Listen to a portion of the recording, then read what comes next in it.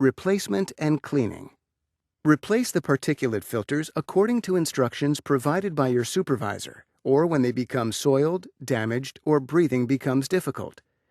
Replace the chemical cartridges in accordance with your workplace's established change schedule, or earlier if smell, taste, or irritation from contaminants is detected. Clean the facepiece between uses by removing cartridges and filters and immersing in warm cleaning solution. Do not clean with organic solvents, which may degrade some respirator components. Make sure the water temperature does not exceed 120 degrees Fahrenheit. Scrub with a soft brush until clean. Add neutral detergent if necessary. Do not use cleaner containing lanolin or other oils. Disinfect the facepiece by soaking it in a solution of quaternary ammonia disinfectant or sodium hypochlorite or other disinfectant. Rinse the facepiece in fresh, warm water and air dry in a non-contaminated atmosphere.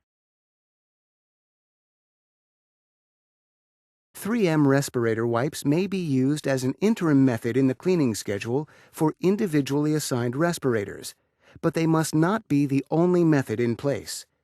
When not in use, store your respirator in its resealable storage bag or other suitable storage container away from the contaminated areas.